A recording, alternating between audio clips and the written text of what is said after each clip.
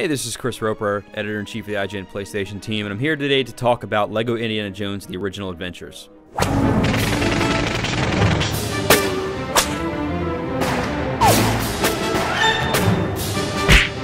LEGO Indiana Jones is Traveller's Tales' fourth LEGO game, the first three being Star Wars games, of course. And LEGO Indiana Jones feels a lot like the Star Wars games, obviously. The control setup's exactly the same, regardless of which platform you're playing on. The mechanics are identical, but one of the kind of cool new things about the game is that you can pick up items and use them. So if you have somebody that has a wrench, they can fix items, or if you have somebody that has a shovel, they can dig up treasures from under the ground. Now, the game goes through the first three original movies, so you have Raiders of the Lost Ark, Temple of Doom, and The Last Crusade. A lot of the environments in the game are inspired by the movies rather than being taken directly from them. Some of them are pretty close, like the temple at the beginning of Raiders of the Lost Ark, which serves as your tutorial for the game. That's pretty close, but things like when you get to the room with the golden head, there's like these spinning, rotating platforms that you have to jump across, which obviously isn't in the movie. You'll see a lot of things and you recognize what they're supposed to be, but they're not exact, as opposed to in the Star Wars games, they're a little bit closer. So the focus of the game obviously is basically breaking a bunch of stuff and collecting a lot of gems and basically running through and killing a bunch of dudes, but with LEGO Indiana Jones, the focus is a little more on adventuring than it was in LEGO Star Wars. So you'll have more puzzles you need to solve. You'll need to do things where you go pick up items and bring them back to a place and then build something to be able to leave the area.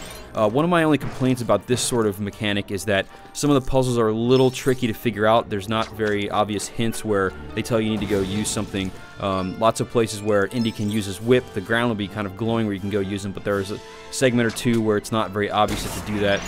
There's the boss fight at the end of Temple of Doom is a little confusing. You have to just basically experiment until you figure out how you're actually supposed to beat the guy. It certainly doesn't break the game, but it is a little confusing. And another thing that's kind of odd is that there are some fairly heavy platforming and jumping segments in the game, but you know, given a game where you are essentially invincible and you can't ever really die, it seems a little weird that a game that's sort of catered for everyone, and you know, kids especially, that some of these parts are so difficult. Now, you can obviously get by them, and that's not really a huge deal, but it sort of seems like a couple parts are a little unbalanced, and they're not sure who they're making the game for. But again, you know, everything does work, and it's all pretty fun.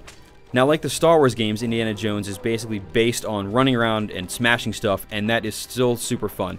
And a huge draw to the game, like I mentioned before, is the replayability. So once you finish any of the chapters in any of the movies, you can come back and do it in free play, use any of the characters you've unlocked. And there are a whole lot of unlockables you can get in the game. Traveller's Tales has done a pretty good job, once again, of giving you incentive to go back and get these things. There's an artifact room in the top of Barnett College, which acts as your hub in the game, where it shows you all the artifacts you've collected, and then once you get them all, you can do some extra special stuff, which I won't really spoil here, but it's all pretty cool. So Traveller's Tales, once again, has delivered a very simple and yet very engaging game. The game, once again, supports co-op, you know, drop in and out, play anytime you want to, so that's, you know, makes it great to play with a friend. There's still no online co-op of any sort, but, you know, sitting there with your friend on the couch and running through the game and having them come in and out is a lot of great fun.